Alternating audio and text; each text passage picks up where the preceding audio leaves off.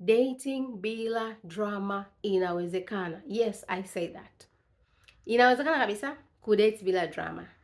Nikisema hivi haimaanishi kwamba hautakutana na drama kabisa, because wanadamu ni wanadamu, huwezi kucontrol how watu wana act, but unaweza ukaminimize drama kwa kadri unavyoweza. Okay, now kama kawaida, naomba ni clarify maana ya dating ninaposema dating, because kuna watu wanatafsiri hasi kuhusiana na dating. No. Ninaposema dating ninamaanisha maana yake halisi ya kwamba mchakato wa kufahamiana na mtu socially ili kuweza kuona kama ni mtu ambaye unaweza kuamua kuwa naye katika mahusiano rasmi, exclusive relationship, na hatimaye kuona naye. That's what dating is for me. Sijui kama wewe kwako ni kuslip around, ni wewe. That's what I mean nikisema dating, okay? Sasa, now that is out of the way.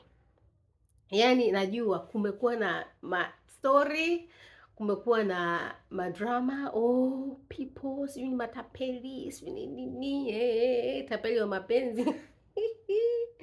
By the way, nitakuwa nafundisha mbinu za kuepuka matapeli wa mapenzi. No, okay, unaweza usiepuke naye kwa sababu unaweza kukutana naye na unapokutana naye hujui kama ni tapeli, but namna ya kujilinda tuseme dhidi ya tapeli wa mapenzi. But dating bila drama inawezekana. Yaani drama ikawa minimized to the point of ni kama haipo, inawezekana kabisa. Okay? Kwanza kabisa jijue wewe ni nani. Okay, jua wewe ni nani? Jua unataka nini? Ukijua hivyo vitu viwili, itakusaidia sana. Itapunguza sana hizi friction ambazo hazina msingi. Jua wewe ni nani? Jua unataka nini? Yaani hiyo itakupunguzia sana hizi stress na haya makelele na vichwa kuuma kwa ajili ya mwanadamu mwingine, somebody's son. Inawezekana kabisa, unatakiwa tu kujua namna ya kunavigate dating. Nitakupa siri leo. Siri ya mimi naita M3 kwa sababu ni triple M. Hii siri ni combination ya vitu vitatu ambavyo ni vya msingi sana, ambavyo ni muhimu sana kuvizingatia when it comes to dating. Okay? Siri ya kwanza, not siri ya kwanza.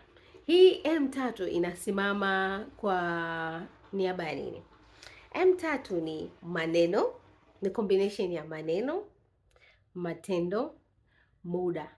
These three things are very important. Very, very, very, very, very important. Muhimu.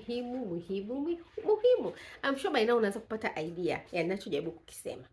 Jamani, utanisamea sio kitu gani kile kichoni. Basi kina ni chinga kweli. Please excuse the background noise. Okay. Let me pause this video kwanza nishughulikie jicho langu. Okay, I'm back. Nimesha sort jicho langu, but nilikuwa nasema kwamba hii combination ya M3 ni maneno, matendo, muda. Yaani ni bonge la combination. Yaani hata tukisema tumweke Mungu pembeni, which of course I don't encourage and I don't say ufanye hivyo kwa sababu mwenyewe bila Mungu hamna kitu, siwezi. Lakini let's just say ukaamua kutumia akili yako ya kibinadamu ambayo Mungu amekupa, huo ubongo wako.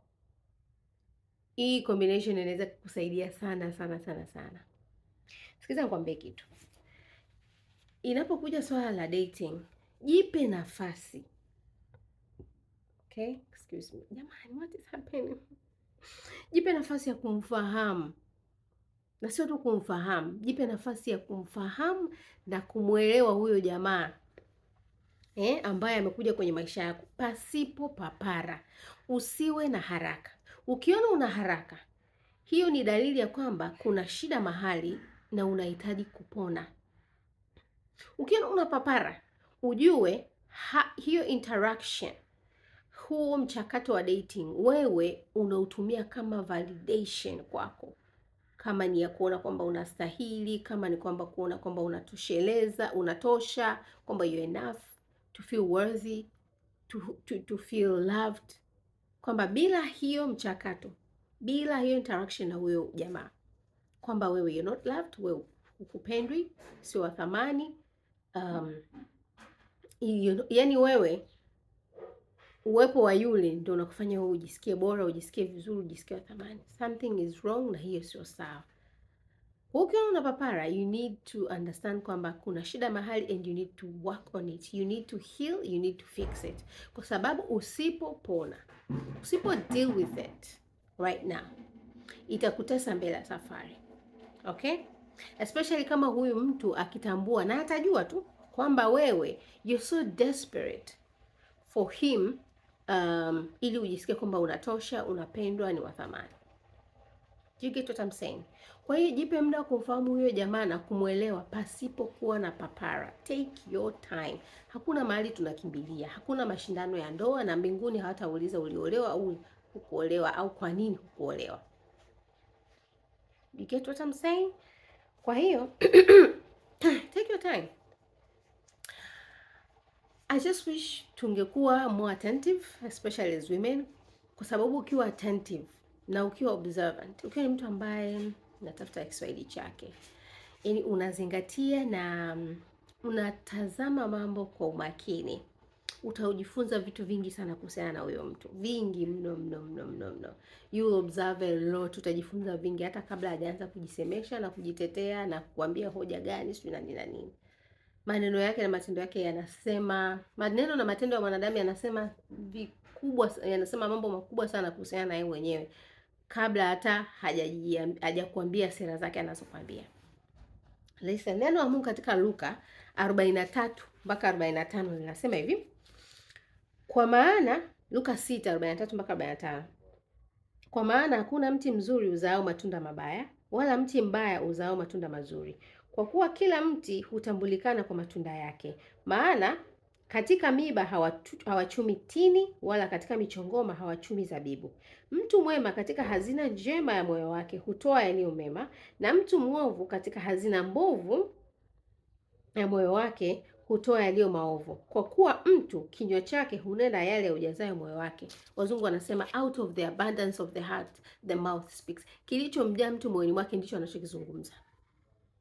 Unasema mimi ananiambia ananipenda, hamna shida, ananijali. Afu ngikaa kwenye mazungumzo yenu yeye ni mtu tu wa kusema wanawake, ni mtu tu labda ambaye mkienda on dates is very disrespectful kwa waiters, kwa waitresses, kwa service providers kama dereva labda aliwapeleka wa Bolt, hata daladala. Kuna mtu ni very disrespectful, anawatukana wengine, anatreat wengine vibaya. Wanasema mimi anifanyii mimi hivi, I'm special. My dear, not special. Nizamu yako tu haijafika. Yaani nizamu yako haijafika. Na kadri ambavyo anaona wewe unaona tu unakubali huo uongo anaokuambia mimi siwezi kufanyia hivyo, ndio anakuona wewe ni mjinga wa mwisho. Na siku atakushughulikia, alafu itakuwa ama too late, au atakuumiza vibaya sana. Sijui kama nani anachokisema. Maneno ya mtu yana reveal, yanafunua kuhusiana na huyo mtu ni wa namna gani kuliko unavyoweza kudhani. Okay, kuna wale wajanja ndio wale tunaita matapeli wa mapenzi. Kuna people so smart. Yaani kuna watu naona tu shetani ameachilia mapepo juu yao kwa ajili ya hii kazi. Kuchezea mioyo ya wanawake. Unaweza ikawa ngumu sana kutambua, lakini ngoja nikwambie kitu. Maneno na matendo lazima yawe in alignment. Ukiona ni maneno ni mazuri, matendo ni mabaya. Na ngoja nikwambie kitu, nadhani kwa video iliyopita nilishai kusema, mwili huwa haufichi. The body never lies. Mwili huwa udanganyi. Mwili huwa unafunua. Unajua mtu anaweza akawa amekudanganya na maneno na nini. Kwa hiyo your mind in a way imelogewa na huyo mtu. Imelewa, I meant to say imelewa, not imeloa. Kwa hiyo huwezi kuona, lakini mwili wako, your nervous system will tell on you. Yaani tu mfumo wako wa fahamu, wa mishipa ya fahamu, yaani kuna namna tu utakuwa unasikia hofu, lakini wewe kwa sababu unajidanganya na maneno anayokuambia, ambayo kumbukumbu ambazo ziko kwenye akili yako, na yeye jinsi ambavyo anaendelea kukuambia, unasema hamna, it's okay. Hapana. Yaani lazima kuwa na alignment. Haiwezi kuwa ana maneno mazuri halafu ana matendo maovu. Biblia hapa imesema tunachumaje zabibu kwenye mti wa tini? Fig fruits. Yaani tunachumaje zabibu kwenye mti wa mchongoma? Hapana, kama hakuna alignment huyo mtu ni sio sahihi. Kama ni mwema wa maneno, basi mwema wa matendo pia. na kuwe na pattern, kuwe na consistency, sio wiki moja afu baadaye anabadilika. Ndio maana nasema hivi. Okay, nakuja kwenye nani ya tatu, kwenye hiyo M3, hiyo M3. Muda, jipe muda. Ndio maana nikasema jipe muda wa kumfahamu na kumuelewa. Take your time. Kwa sababu mtu ambaye ni muongo, yani amevaa mask, ataivua tu. Yaani ataivua. Hata kama ni wale ambao wanacheza for the long game. Yaani kwamba labda anataka kukutapeli, anataka kupiga hela, ambao ni stories ambazo tunazisikia sana. Wanaume ambao wana invest kwa wanawake, wana invest. Alafu siku anakuja anakuambia, "Oh baby, mimi nahitaji shilingi 10, si nini." Na wewe kwa sababu ushapenda nini. Anasema mbona hamna shida na hela. Kumbe wenzio ana hela special kwa ajili ya kufanya utapeli. Wewe unampa.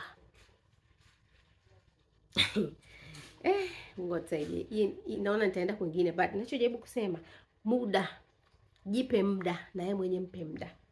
Muda hufunua ukweli nyuma ya maneno na matendo. Hata mtu akiwa so good with their words and their actions, muda utamuumbua. You get what I'm saying? Kama ni muongo itajulikana tu kwamba ni muongo. Itajulikana tu. Ngoja nikupe story. There's this guy nishaikutana naye katika mazingira ambayo he was such a gentleman. Such a gentleman, siwezi kuelezea, sitaki kwenda in details.